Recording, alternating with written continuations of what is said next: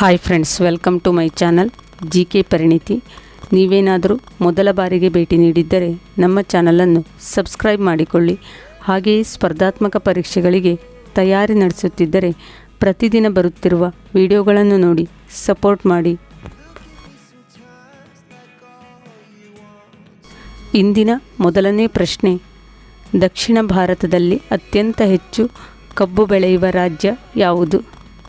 ಆಯ್ಕೆಗಳು: ಕರ್ನಾಟಕ, ತಮಿಳುನಾಡು, ಕೇರಳ, ತೆಲಂಗಾಣ. ಸರಿಯಾದ ಉತ್ತರ ಕರ್ನಾಟಕ.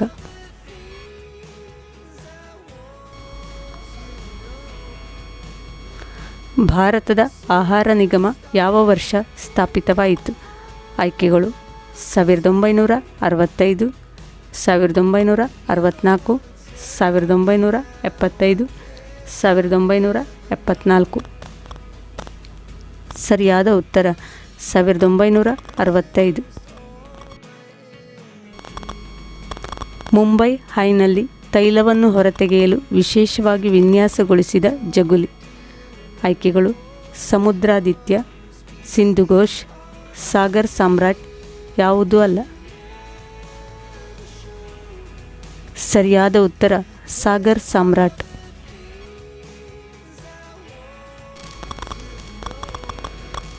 ಅಂತಾರಾಷ್ಟ್ರೀಯ ಹುಲಿ ದಿವಸ ಯಾವಾಗ ಆಚರಿಸುತ್ತಾರೆ? ಆಯ್ಕೆಗಳು: 19ನೇ ಜುಲೈ, 29ನೇ ಜುಲೈ, 9ನೇ ಜುಲೈ, 25ನೇ ಜುಲೈ.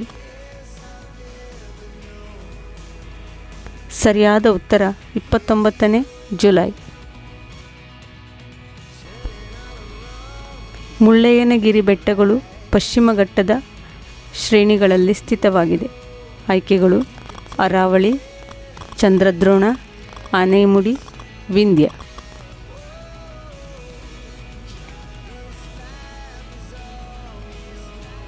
ಸರಿಯಾದ ಉತ್ತರ ಚಂದ್ರದ್ರೋಣ.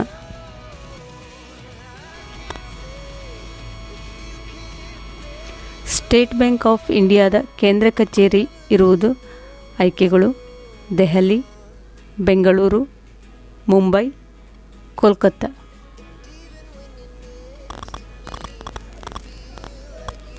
ಸರಿಯಾದ ಉತ್ತರ ಮುಂಬೈ.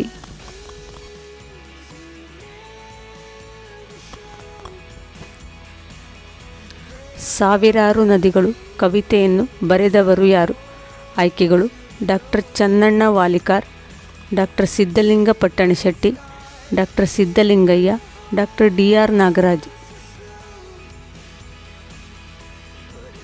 ಸರಿಯಾದ ಉತ್ತರ ಡಾಕ್ಟರ್ ಸಿದ್ಧಲಿಂಗಯ್ಯ.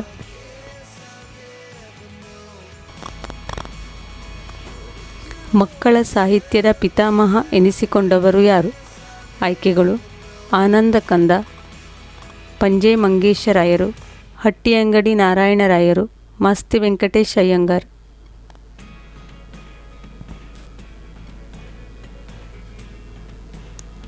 ಸರಿಯಾದ ಉತ್ತರ ಪಂಜೆ ಮಂಗೇಶರಾಯರು.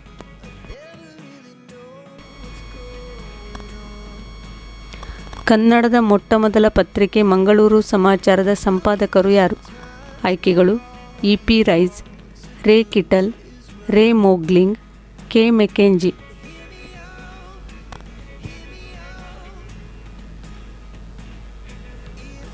ಸರಿಯಾದ ಉತ್ತರ ರೇ ಮೋಗ್ಲಿಂಗ್.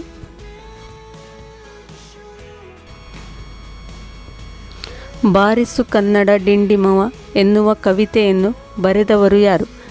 ಆಯ್ಕೆಗಳು: ದ.ರಾ ಬೇಂದ್ರೆ, ಕುವೆಂಪು, ಶಿವರಾಮ್ ಕಾರಂತ, ಮಾಸ್ತಿ. ನಿಮ್ಮ ಉತ್ತರವನ್ನು ಕಮೆಂಟ್ ಬಾಕ್ಸ್ನಲ್ಲಿ ಹಾಕಿ.